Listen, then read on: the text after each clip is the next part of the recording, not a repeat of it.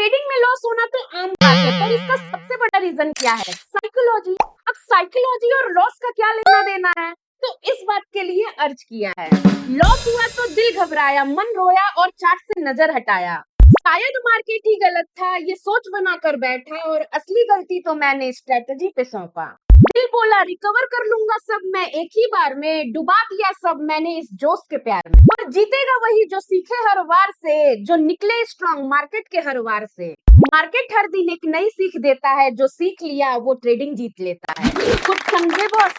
अगर आपने अपनी साइकोलॉजी ठीक कर ली ना, तो आपकी 80% प्रॉब्लम तो वैसे ही सॉल्व हो जाएगी। तो इसीलिए हम लोग साइकोलॉजी के पार्ट को जो है चैप्टर वाइज बनाएंगे। आज हमारा पहला चैप्टर होगा। तो आज इस वीडियो में हम लोग साइकोलॉजी के कॉन्सेप्ट को समझेंगे और साथ में हम लोग 10 ऐसे सिचुएशन की बात करेंगे जब ट्रेडर लॉस में होता है तो वो क्या सोचता है, जबकि उसे क्या सोचना चाहिए। बहुत इंपॉर्टेंट है वीडियो, लास्ट तक जरूर देखिएगा। और अगर सबसे पहले चैनल को सब्सक्राइब नहीं किया है तो चैनल को सब्सक्राइब कर लीजिए, बेल आइकन को हिट कर लीजिए, जिससे कि हम और आप ऐसे ही मिल सके। तो सबसे पहले समझते हैं कि लॉस का जो है साइकोलॉजी से इतना गहरा कनेक्शन क्यों है। देखिए, जो भी सोचते हैं ना, हमारे जो भी विचार होते हैं, हमारा एक्शन भी उसी हिसाब से होता है। जैसे कि अगर हमें कोई इंसान पसंद आ जाए तो हम उसकी सारी गलतियों को नजरअंदाज करते हैं, उसे लेट गो करते हैं और बार बार खुद को समझाते हैं कि नहीं, उसने जो किया है वो ठीक ही होगा। वहीं पे अगर कोई बहुत अच्छा बिहेवियर भी हमसे करता है बट हमें वो पसंद नहीं है, तो हम उसकी अच्छी चीजों में भी बड़ी इजीली जो है बुराइयां निकाल लेते हैं। ये किस लिए होता है? हमारी साइकोलॉजी की वजह से। हमें कोई पसंद आ रहा है या फिर कोई पसंद नहीं आ रहा है, ये हमारी साइकोलॉजी है। उसके बाद हम उसकी गलतियों को इग्नोर कर रहे हैं या फिर उसकी अच्छाई में भी बुराई ढूंढ ले रहे हैं, ये हमारा एक्शन है। तो आपने देखा कि रियल लाइफ में भी, हमारे पर्सनल लाइफ में भी हमारी साइकोलॉजी के ऊपर ही हमारा एक्शन बेस्ड होता है।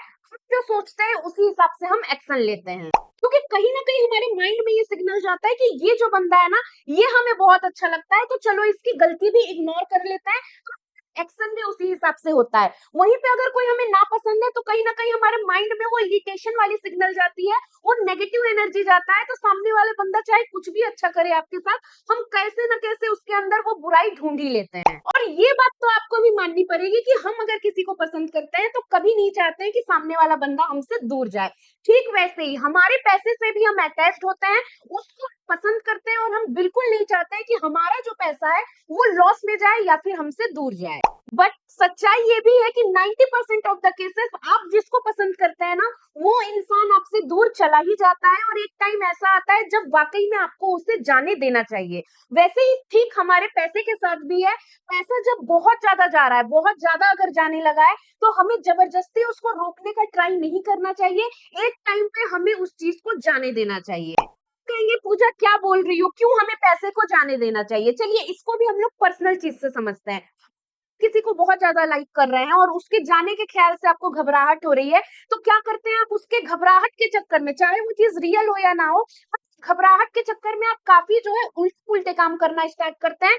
कुछ ऐसे काम करते हैं जो आपको बिल्कुल भी नहीं करने चाहिए, और उसी चक्कर में आप कभी कभी अपनी पर्सनैलिटी और अपनी लाइफ को भी खराब कर लेते हैं। ठीक उसी तरीके से जब हमें ट्रेडिंग में लॉस होता है ना, तो हम उस पैसे को जाने नहीं देना चाहते हैं और कई सारी ऐसी गलतियां करते हैं और ऐसे डिसीजन लेते हैं जो हमें ट्रेडिंग में कभी नहीं करना चाहिए।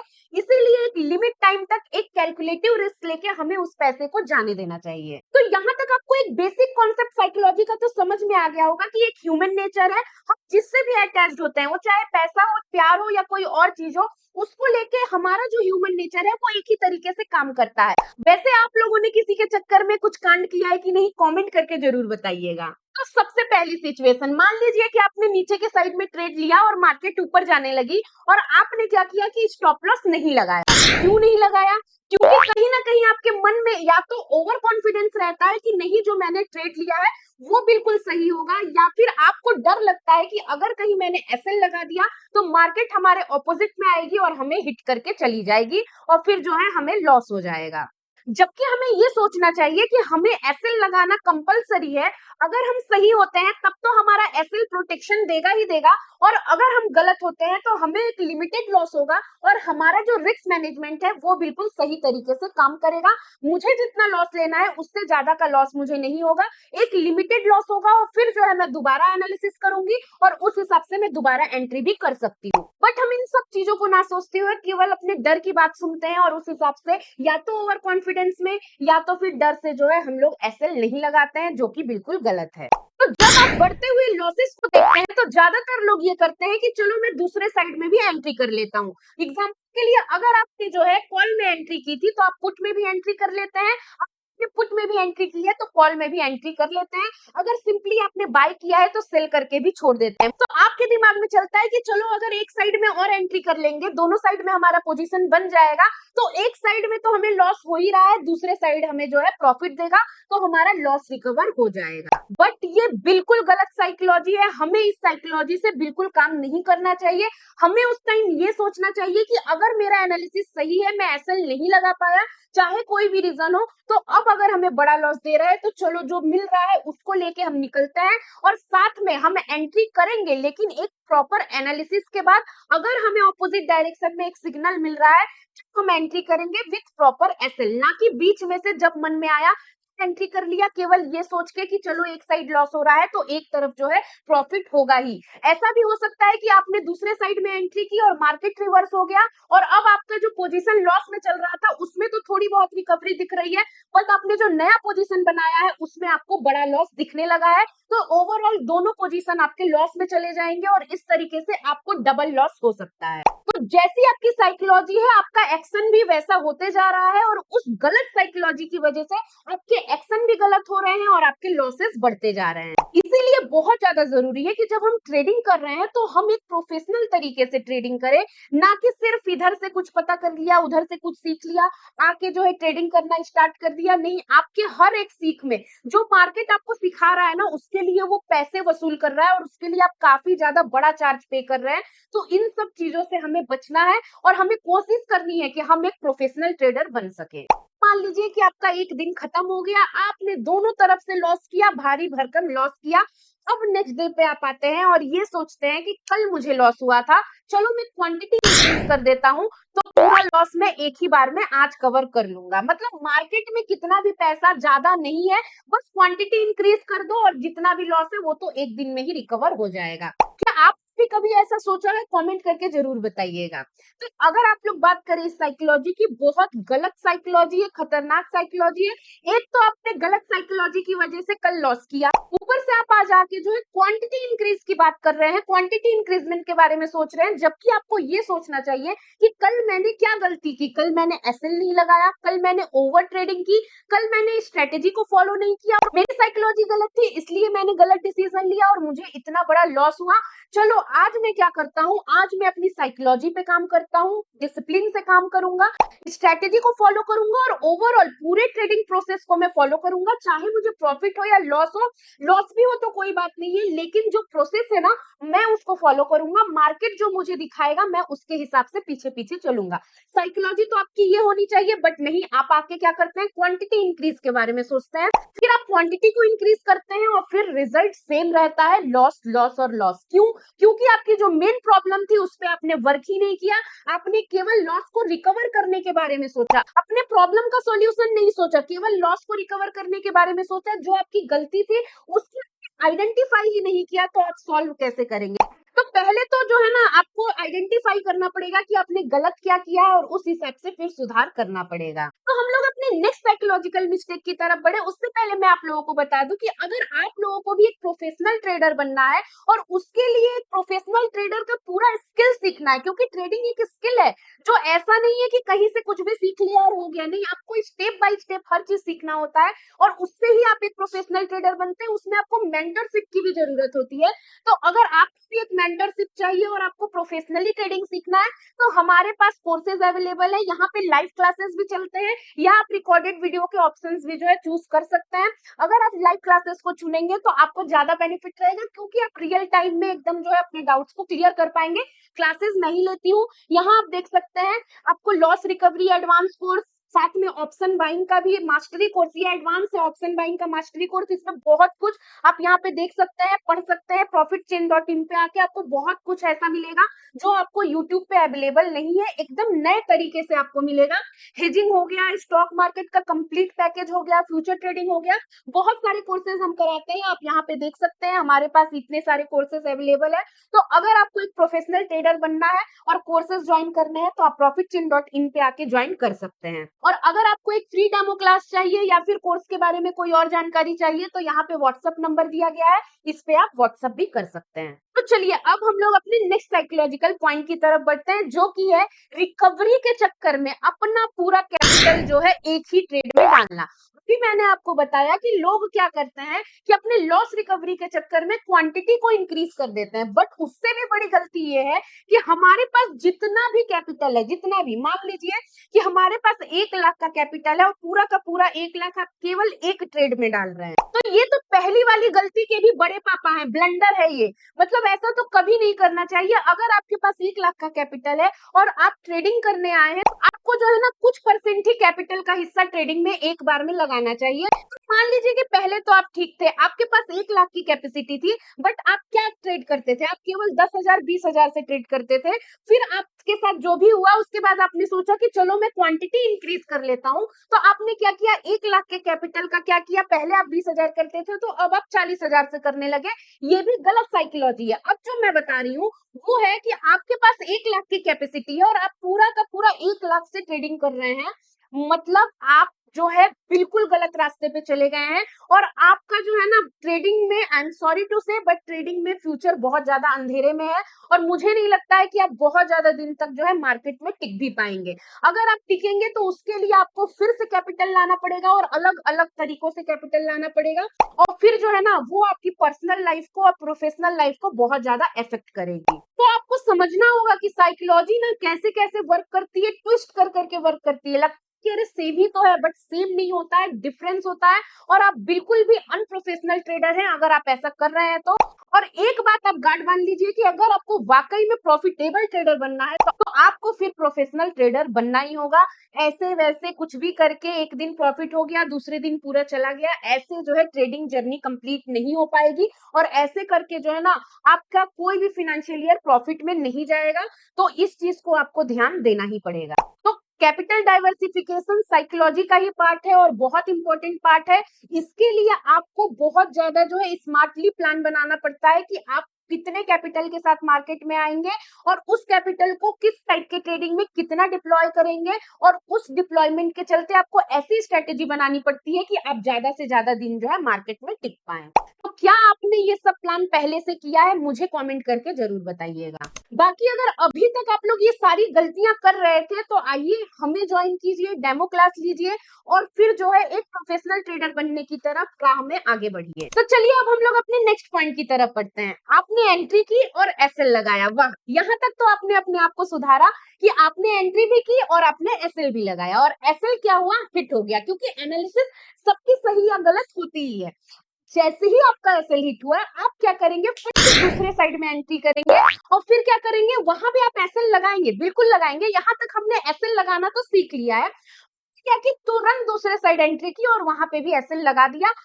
कई सिचुएशंस में ये होता है कि मार्केट जो है थोड़े टाइम के लिए फ्लक्चुएट होती है और फ्लक्चुएशन के चलते फिर आपका दूसरा एसएल भी हिट हो जाएगा। तो आपकी ये साइकोलॉजी भी गलत है। यहाँ तक बिल्कुल सही है कि एंट्री की और एसएल लगाया, और जब आपका एसएल हिट होता है तो आपको थोड़ा रुक के देखना चाहिए कि मार्केट में क्या हो रहा है जिसकी वजह से जो है आपका एसएल हिट हुआ है। ज्यादा नहीं, अगर आप अपने आप को 1 मिनट का भी पॉज देंगे, 1-2 मिनट का भी अगर आप पॉज लेते हैं, थोड़ा सा जो है प्रोफेशनली सोचते हैं, देखते हैं कि क्या हो रहा है मार्केट में। मान लीजिए आपने ऑप्शन बाइंग में एंट्री की है तो हो सकता है कि प्रीमियम पहले से बढ़े हुए हो और अब जो है प्रीमियम अपने आप को कवर कर रहा हो, तो मार्केट अगर किसी साइड भी जाती है ना तो दोनों तरफ के प्रीमियम गिरते हैं। तो हो सकता है ये सिचुएशन हो, इसकी वजह से आपकी एंट्री हिट हुई हो। तो उस चीज को अगर आप एनालिसिस कर लेंगे तो दूसरी बार आप एंट्री करेंगे ही नहीं, तो वहां पे आपका एसएल बच जाएगा। उसी हिसाब से आप दूसरा कंडीशन समझ सकते हैं मान लीजिए कि आप फ्यूचर ट्रेडिंग या नॉर्मल ट्रेडिंग कर रहे हैं जिसमें बाइंग या सेलिंग की कंडीशन है, तो हो सकता है कि मार्केट साइडवेज हो गई हो, मतलब मार्केट जो है एक ही रेंज में घूम रही हो, तो उस कंडीशन में भी क्या होता है कि आपका एसएल दोनों तरफ से हिट हो जाता है, क्योंकि मार्केट एक ही रेंज में घूमती है। जब मैं बोल रही हूँ कि मार्केट एक रेंज में घूमती है, मतलब ऐसा नहीं है कि ए से लेके बी पॉइंट तक ही जाएगी। होता है कई बार कि ए से चली और बी पॉइंट के ऊपर भी थोड़ा सा क्रॉस हो गया और फिर जो है नीचे आ गई, तो ऐसे करके आपका एसएल हिट हो जाता है। तो इसीलिए अगर आपका एसएल हिट हुआ, बस अपने आप को, अपनी साइकोलॉजी को थोड़ा सा टाइम दीजिए और देखिए कि मार्केट में क्या हो रहा है। क्या वाकई में ऐसा कंडीशन है कि आपको दूसरे साइड में भी एंट्री करनी चाहिए? अगर नहीं तो आप मत कीजिए, थोड़ी देर बाद रिकवरी कर लीजिएगा। मार्केट कहीं भी भाग के नहीं जाने वाली है। सही कंडीशन पे अगर आप एंट्री करेंगे तो आप अपना जो है स्टॉप लॉस बचा पाएंगे और उस हिसाब से आप प्रॉफिटेबल जल्दी बन पाएंगे। कुल मिला के 100 बात की एक बात, जितना कम आप लॉस देंगे उतना ज्यादा आप प्रॉफिट कर सकते हैं, क्योंकि रिकवरी में आपको उतना कम समय देना पड़ेगा, एफर्ट लगाना पड़ेगा, कम पैसा दाव पे लगाना पड़ेगा। तो जितनी ज्यादा आप रिकवरी की तरफ कम जाएंगे, प्रॉफिटेबल आप धीरे धीरे बन ही जाएंगे। तो सिंपल है, सिग्नल का वेट करो और साइडवेज मार्केट पहचान लो। दो चीज भी अगर आपने, बेसिक मैं बोल रही हूँ, दो चीज भी कर ली तो काफी ज्यादा हद तक आपकी प्रॉब्लम सॉल्व हो जाएगी। अब साइडवेज मार्केट कैसे पहचाने, इसके लिए हमने एक अलग वीडियो बनाया है, लिंक आपको ऊपर आई बटन पे मिल जाएगा, जाके आप वहां से देख सकते हैं। अगर आपको बार बार लॉसेज हो रहे हैं, बैक टू बैक लॉसेज हो रहे हैं, बार बार आप एंट्री करते जा रहे हैं, आपको लग रहा है कि एक साइड में स्टॉप लॉस हिट हो गया, कोई बात नहीं, मैं फिर दूसरे साइड में एंट्री करूंगा, फिर वहां भी हिट हो गया, फिर आप एंट्री कर रहे हैं, तो ये आपकी गलत साइकोलॉजी है। अगर आपके स्टॉप लॉस जो है एक या दो बार हिट हो चुका है, चलिए एक बार को मैं हटा देती हूँ, आप सोचेंगे कि हाँ चलो मैं दूसरा चांस लेता हूँ, बिल्कुल लेना चाहिए। Trading is all about risk and reward, तो आप ले सकते हैं। लेकिन आपके बैक टू बैक अगर दो स्टॉप लॉसेस हिट हो गए ना, तो आपको सोचना चाहिए कि क्या गलत है। क्या मेरा आज माइंड काम नहीं कर रहा है, मेरी एनालिसिस सही नहीं हो रही है, या मार्केट अपने नॉर्मल नेचर के हिसाब से सही चल नहीं रही है जैसा कि हमेशा चलती है, या फिर कुछ और बात है, प्रीमियम मेल्ट हो रहे हैं, वॉलिटिलिटी कम हो गई है, या क्या चीज है, साइडवेज है मार्केट, क्यों मेरे जो है दो स्टॉप लॉस हिट हो गए हैं। अगर दो से ज्यादा बार हिट हुए हैं तब तो आपको बिल्कुल बैठ के मंथन करना चाहिए, देखना चाहिए कि क्या प्रॉब्लम आ रही है, फिर जाके जो है आपको नेक्स्ट डिसीजन लेना चाहिए। तो आपको थोड़ा अपनी साइकोलॉजी को कंट्रोल तो करना ही पड़ेगा। आप अगर ईगो ट्रेडिंग, रिवेंज ट्रेडिंग या फोमो ट्रेडिंग करते रहेंगे तो फिर जो है आप लॉस में ही जाते रहेंगे, जो आपके पीएनएल के लिए बिल्कुल भी सही नहीं है। इसका एक छोटा सा सॉल्यूशन है, आप अपने लिए एक स्ट्रिक्ट डिसिप्लिन बना लीजिए। जैसे कि मैंने अपने लिए एक डिसिप्लिन बनाया है, मैं कभी भी प्रॉफिट हो या लॉस हो 3 ट्रेड से ज्यादा नहीं करती हूँ। मेरा मैक्स ट्रेडिंग कैपेसिटी 3 ट्रेड का ही है, 3 ट्रेड से ज्यादा मैं लेती ही नहीं हूँ। तो वैसे ही आप अपनी कैपेसिटी के हिसाब से पूरा कैलकुलेशन करके कि आप कितना ज्यादा जो है रिस्क ले सकते हैं, उस हिसाब से जो है आप एक डिसिप्लिन बनाइए और उस हिसाब से आप अपने आप को उस जो है लेवल पे लेके आइए कि अगर मैंने बोल दिया कि 3 ट्रेड, तो बस 3 ट्रेड से ज्यादा लेना ही नहीं है। अगर 3 स्टॉप लॉस हिट हो गए कोई बात नहीं, आज का दिन खराब था, मैं आज ट्रेड नहीं करूंगी, मैं नेक्स्ट डे पे देखती हूँ क्या कर सकते हैं। तो ऐसे जब तक आप मेंटेलिटी को अपने चेंज नहीं करेंगे, साइकोलॉजी चेंज नहीं करेंगे, प्रॉब्लम सॉल्व नहीं होगी। तो छोटी छोटी चीजें हैं जो आप छोटे से बदलाव के साथ भी चेंज कर सकते हैं, तो आपको जरूर करना चाहिए। अरे ज्यादा से ज्यादा क्या हो जाएगा, आप एंट्री नहीं करेंगे और बड़ा मूव आ जाएगा और आपका प्रॉफिट छूट जाएगा, यही तो होगा ना। इससे ज्यादा कुछ हो सकता है क्या? इससे ज्यादा कुछ नहीं होगा।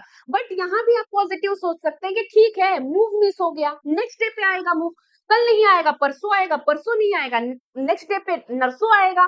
तो हम लोग नरसों बोलते हैं। तो ऐसे करके आप सोच सकते हैं कि ठीक है, मिस हो गया ना, मेरा लेके तो नहीं गया, मेरा स्टॉप लॉस तो हिट नहीं हुआ, मेरा घर का कैपिटल तो कम नहीं हुआ ना। अगर आप अपने फोमो को जो है ना ओवरकम नहीं करेंगे, खुद से बातें नहीं करेंगे, तो फिर जो है प्रॉब्लम सॉल्व नहीं हो पाएगी। ट्रेडर को थोड़ा कभी कभी पागल बनना पड़ता है, कभी कभी ना खुद में बैठ के कुछ बातें करनी पड़ती है, खुद से बोलना पड़ता है कि नहीं, बहुत हो गया पूजा, अब इससे ज्यादा ना ढीठपन लथेरेपन मत करो, वरना पैसे जा रहे हैं और पैसे बड़े मेहनत से आए हैं, इससे ज्यादा हमें लॉस नहीं लेना है। तो खुद को थोड़ा सा गाली देके हो या खुद को बुरा बोल के हो, थोड़ा तो खुद को जो है ना समझाना पड़ेगा, खुद को डांटना पड़ेगा। कोई और नहीं आएगा आपका प्रॉब्लम सॉल्व करने, वो आप खुद हैं जो आप प्रॉब्लम को सॉल्व कर सकते हैं। चलिए नेक्स्ट पॉइंट, मान लेते हैं कि आपने सारी जो पीछे की साइकोलॉजी थी वो सब ओवरकम कर ली और आपने सही ट्रेड ले लिया, और अब आपका टारगेट अचीव हो गया। आपने एसएल भी लगाया था और टारगेट भी लगाया था, और अब आपका टारगेट अचीव हो गया, और आप क्या किए हैं, टारगेट हिट हो चुका है और अब आप उस ट्रेड से एग्जिट कर चुके हैं। देख रहे हैं कि मार्केट फिर उसी डायरेक्शन में और 10-20 पॉइंट ऊपर चली गई और जैसे ही जो है आप निकल रहे हैं ना, उसके बाद भी मूवमेंट आ रहा है, मार्केट रुक नहीं रही है। उसके बाद ना फट से एक साइकोलॉजी हिट होती है, वो फोमो आ जाता है कि अरे ये तो मिस हो गया। मैं अगर और 10 पॉइंट रुकता तो मेरा और इतना ज्यादा प्रॉफिट हो जाता, अगर और 20 पॉइंट रुकता तो और मुझे प्रॉफिट मिल जाता। और इस फोमो के चलते, इस रिग्रेट भी आप बोल सकते हैं, इसके चलते, इस फीलिंग के चलते आप फिर से जो है बीच में से एंट्री करते हैं। एक बार टारगेट हिट हो चुका है और फिर आपने एंट्री की और फिर यहाँ से पूरी कहानी गड़बड़ हो जाती है। और फिर क्या होता है, हो सकता है कि मार्केट वहां से रिवर्स आ जाए, और अगर मार्केट वहां से रिवर्स आ रही है तो फिर आपका जो भी टारगेट आया था उसमें से तो लॉस पक्का है। तो ये जो आपने ग्रीड ट्रेडिंग की है ना, ग्रीड की वजह से हुआ है, ग्रीड में फंसना नहीं है। अगर आपने एक बार टारगेट अचीव कर लिया, फट से आप जो है अपनी स्क्रीन बंद कीजिए। कंट्रोल कर पाते हैं, समय के साथ कंट्रोल आ जाता है। अगर आप कंट्रोल कर पाते हैं तो वेल एंड गुड, अगर नहीं कर पाते स्क्रीन बंद करके चले जाइए, घूमने चले जाइए, गाना सुन लीजिए, जो आपको अच्छा लगता है। गेम खेलना चाहते हैं, गेम खेल लीजिए, बस स्क्रीन से दूर हट जाइए। क्योंकि अगर आप उस कैंडल को देखते रहेंगे, माइंड में वो चलती रहेगी, आप चाहे कितना भी कर ले, फिर आप 20 से एंट्री करेंगे और उसका रिजल्ट आप सबको पता है कि क्या होने वाला है। हाँ, मैं ये कहूंगी कि 100 में से हो सकता है 1 या 2 बार कभी ऐसा हो कि मार्केट बहुत ज्यादा मूवमेंट दे रही हो और अगर आपने 20 से भी एंट्री की है तब भी आपको प्रॉफिट मिल गया हो। बट आप अपने आप से पूछिए कि क्या आप उस 2 चांस के लिए, क्या आप 98 बार जो है लॉस लेने के लिए तैयार हैं? जवाब आएगा नहीं। और जवाब है नहीं, फिर भी हम वही काम करते हैं, मतलब प्रॉब्लम किसमें है? साइकोलॉजी में है। तो जैसे जैसे हम आगे बढ़ रहे हैं वैसे वैसे आपको समझ में आ रहा होगा कि साइकोलॉजी किस तरीके से काम करती है, किस तरीके से आपको मैनिपुलेट करती है। अगर हम थोड़ा सा सावधान रहे और हमें पता हो कि हम ह्यूमंस हैं, हमारी साइकोलॉजी ऐसे ही काम करेगी, तो थोड़ा सा ओवरकम करना इजी हो जाता है। चलिए अब अपने नेक्स्ट साइकोलॉजी की तरफ बढ़ते हैं, जो थोड़ा सा इससे रिलेटेड ही है। तो आपने बीच में से एंट्री कर ली थी, अब क्या हुआ था, मार्केट वहां से रिवर्स हो गई और आपने स्टॉप लॉस, क्योंकि आप स्टॉप लॉस लगाना सीख गए हैं, तो आपने स्टॉप लॉस लगाया था और आपका स्टॉप लॉस हिट हो गया। मान लीजिए पहले आपको 10,000 का प्रॉफिट हुआ था, अब स्टॉप लॉस हिट होने की वजह से वो आपका केवल 5,000 या उससे कम का प्रॉफिट ही रह गया है। आपका ना ईगो हर्ट हो जाएगा, आप कहेंगे अरे मैंने 10,000 का प्रॉफिट किया था और मार्केट केवल 2-3 मिनट में मेरा जो है ना 5,000 का प्रॉफिट ले उड़ा। फिर आपका ईगो हर्ट होगा, फिर आप क्या करेंगे, हो सकता है कि दूसरे साइड में एंट्री कर ले। मानिए दूसरे साइड में आपने एंट्री की और मार्केट थोड़ा फ्लक्चुएट हुआ और फिर से आपका स्टॉप लॉस हिट हो गया। अब आप कहाँ आ गए, जहां से आप पहले चले थे वहां पे आ गए। क्या करेंगे, सेम डायरेक्शन में जहां पे आपने पहली बार प्रॉफिट बुक किया था, फिर से आप वहां पे क्या करेंगे, एंट्री कर लेंगे और वहां आपने एंट्री की और स्टॉप लॉस अगर लगाया, वेल एंड गुड। अगर वो स्टॉप लॉस हिट हुआ, फिर क्या होगा, आप माइनस में आ जाएंगे। अब आपका ईगो नेक्स्ट लेवल पे जाएगा, आप कहेंगे कि मैं 10,000 का प्रॉफिट किया था और अब मुझे माइनस दिख रहा है, चलो मैं वो 10,000 तो कम से कम रिकवर करता हूँ। और जब ऐसी सिचुएशन में 1 या 2 बार ऐसा हो गया ना, आप फिर उस दिन रिकवरी नहीं कर पाएंगे, मोस्ट ऑफ द टाइम नहीं कर पाएंगे। क्योंकि क्या होता है, कई बार मार्केट में एक बड़ा मूव आता है, मार्केट थोड़ा डायरेक्शन में हो जाती है तो स्टॉप लॉसेस हिट हो जाता है। और थोड़ा आपके साइकोलॉजी की वजह से, क्योंकि आप थोड़े जल्दबाजी में आ जाते हैं, तो बिना प्रॉपर इंडिकेशन के ही ना एंट्री करने लगते हैं, गलत जगह एंट्री करने लगते हैं, तो फिर रिजल्ट भी आपका गलत होता है। और अब आपका जो 10,000 का लॉस था वो माइनस में चला गया और अब आप आ गए हैं लॉस में। मतलब आपने जहां से स्टार्ट किया था आप वहीं पे आ गए। और ये तक और ज्यादा बढ़ जाता है जब बार बार ऐसा हो जाए, 2-3 बार ऐसा हो जाए ना, तो फिर इंसान क्या करता है, गुस्से में आके, फ्रस्ट्रेशन में आके बोलता है छोड़ो मैं स्टॉप लॉस ही नहीं लगाऊंगा, दूसरी तरफ एंट्री कर लेता हूँ, देखते हैं क्या होता है। फिर क्या हुआ, आप आ गए थे अपनी साइकोलॉजी के एडवांस लेवल पे जहां पे आप स्टॉप लॉस लगाना स्टार्ट कर चुके थे। बट छोटी सी गलती ने, जो कि है ग्रिड, अगर आपके अंदर ग्रिड नहीं होता तो आप एक्स्ट्रा टारगेट के लिए जाते नहीं, और उस ग्रिड के चलते आप कहाँ आ गए, फिर से पीछे आ गए जहां से आप चले थे, जहां आप स्टॉप लॉस नहीं लगा रहे थे। मतलब दुनिया गोल है, आप जहां पे चले थे वहीं पे आके फिर खड़े हो गए हैं, फिर वही चीजें रिपीट होने लगी हैं। फिर अगेन स्टॉप लॉस ना लगाना, फिर अगेन लॉस रिकवर करने के चक्कर में फिर से क्या होना, क्वांटिटी बढ़ा देना, पूरा कैपिटल दांव पे लगाना, ये पूरी चीजें आप फिर से रिपीट करने लगेंगे। क्योंकि जब आप एक बार प्रॉफिट करके फिर माइनस में आते हैं ना, पता है क्या होता है, मन में वो बात आती है कि एक बार तो मैंने प्रॉफिट किया था ना, एक बार मैंने रिकवर किया ना, मैं दोबारा भी कर लूंगा, और ये ओवर कॉन्फिडेंट का साइन होता है। और उस ओवर कॉन्फिडेंट के चलते आप जो एक स्टेप आगे बढ़ गए थे, फिर से आप पीछे आ जाते हैं। साइकोलॉजी बहुत कमाल की चीज है, जिसने थोड़ा सा भी ओवरकम कर लिया, कंट्रोल कोई नहीं कर सकता है, चाहे कितने भी साल हो जाए मार्केट में, बस थोड़ा आपने ओवरकम कर लिया, थोड़ा सा कंट्रोल करना आ गया ना, बस आपकी लाइफ बदल जाती है, ट्रेडिंग के रिजल्ट आपके बदल जाते हैं। तो चलिए अब हम लोग आज की लास्ट साइकोलॉजी के बारे में डिस्कस करते हैं। अब इतना सब कुछ जब आप जहां से चले थे वहीं पे आ जाते हैं, तो एक मन में आता है कि काश जो है ना, मैंने ट्रेडिंग स्टार्ट ही ना किया होता, काश मैं ट्रेडिंग ही ना करता, तो मुझे लॉस भी नहीं होता। और जब आपके मन में ये आया और आपने बोला कि ठीक है, मैं कल से ट्रेडिंग नहीं करूंगा, छोड़ छोड़ दिया मैंने ट्रेडिंग, छोड़ दिया मैंने ट्रेडिंग, मैं कल से ट्रेडिंग नहीं करूंगा, मैं केवल मार्केट को ऑब्जर्व करूंगा, या मैं देखूंगा भी नहीं, दोनों में से कुछ भी। कुछ लोग बोलते हैं मैं मार्केट को ऑब्जर्व करूंगा, कुछ लोग बोलते हैं मैं देखूंगा भी नहीं, बट पॉइंट एक ही होता है, आज से मैंने ट्रेडिंग छोड़ दिया। और फिर क्या होता है पता है, आइए बताते हैं। फिर ये होता है कि नेक्स्ट डे पे तो उन्होंने ट्रेडिंग छोड़ दी, और फिर अगर मार्केट में बड़ा मूव आया, फिर आती है रिग्रेट ट्रेडिंग, कि आज मैंने ट्रेड लिया होता ना, तो मेरा कल का पूरा लॉस रिकवर हो जाता। बहुत अच्छा मूव आया था, अगर मैं यहाँ से यहाँ तक थोड़ा सा भी मूव कैप्चर कर लेता ना, तो मेरा आज इतना प्रॉफिट हो गया होता। मैंने फालतू में ट्रेडिंग छोड़ के आज बैठ गया हूँ मैं, आज मुझे ये नहीं करना चाहिए था। और इस फीलिंग के चलते और ज्यादा प्रॉब्लम्स आपकी क्रिएट हो जाती हैं। अगर मैं थोड़े पॉइंट के लिए भी आज रुक जाता ना, अरे मैं पूरा नहीं कैप्चर करता, चलो मैं पूरा कैप्चर नहीं करता, थोड़ा पॉइंट भी मैं कैप्चर करता ना, तो आज मुझे कुछ तो प्रॉफिट आता। Something is better than nothing, कुछ नहीं आने से वैसे भी मैं खाली बैठा हूँ, कुछ प्रॉफिट आ जाता। अरे भाई, जब तुमको यही समझ में आ रहा था, जब तुमको थोड़ा ही पॉइंट लेना था, तो तुम कल ले लेते, बीच से एंट्री ना करते, तो ये चीजें होती ही नहीं। बट कोई ना, हो गई ना।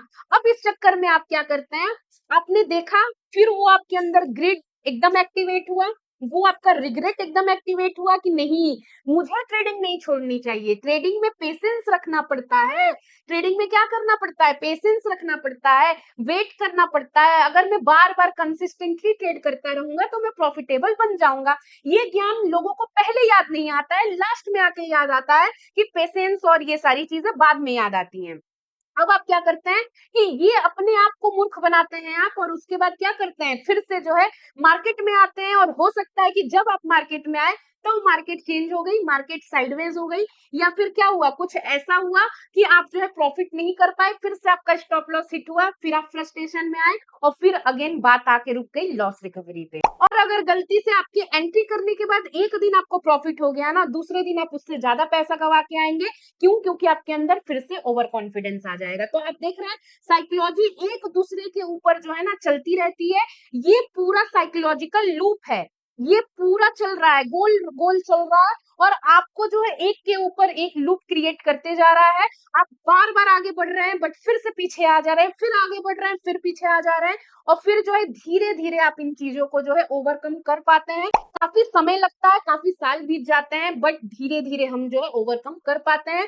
इसको बेस्ट तरीका है ओवरकम करने का, जब भी आपको ये सारी सिचुएशन याद आती हैं, तो आपको पता होना चाहिए कि आप क्या गलती करने वाले। तो ये पूरा साइकोलॉजिकल लूप है, जो एक के ऊपर एक चलता रहता है। कभी आपकी लॉस रिकवरी हुई, कभी आपके टारगेट आने के बाद फिर आप लॉस में आ गए, कभी आपको प्रॉफिट हुआ, तो फिर क्या किया आपने, दूसरे दिन ओवर कॉन्फिडेंस के चक्कर में ज्यादा पैसा गवा दिया। और ये सबसे ज्यादा डिफिकल्ट होता है ऑप्शन बायर्स के लिए, क्योंकि ऑप्शन बाइंग बहुत ज्यादा डिफिकल्ट एंड रिस्की प्रोडक्ट है। इसको आपको प्रोफेशनली ही सीखना चाहिए, आपको समझना पड़ेगा कि आप कैसे प्रोफेशनली ऑप्शन बाइंग कर सकते हैं। बट नहीं, लोग आजकल क्या करते हैं, केवल कुछ वीडियो देखा, ऑप्शन बाइंग स्टार्ट कर दिया, और वो सोचते हैं कि चलो मार्केट तो कुछ हमें सिखा रहा है ना, कोई बात नहीं, मेरा पैसा जीरो हो गया, बट मार्केट ने कुछ तो सिखाया। लेकिन मेरे भाई, जीरो करके कितने दिन तक सीखते रहोगे? तो इतना हार्ड वर्क करने से अच्छा है, रोज अपना कैपिटल गवा के मार्केट से सीखने से अच्छा है कि एक प्रोफेशनल ट्रेडर की तरह स्टेप बाय स्टेप चीजों को सीखिए, और प्रोफेशनली ट्रेडिंग स्टार्ट कीजिए। उसके बहुत सारे तरीके होते हैं। तो आई होप आपको ये वीडियो काफी अच्छी लगी होगी। अगर आपको इस वीडियो का सेकंड पार्ट भी चाहिए, तो कमेंट करके जरूर बताइएगा, और वीडियो अच्छी लगी हो तो लाइक शेयर सब्सक्राइब जरूर कीजिएगा। फिर मिलेंगे एक नए इंफॉर्मेटिव वीडियो में, तब तक के लिए bye bye and take care.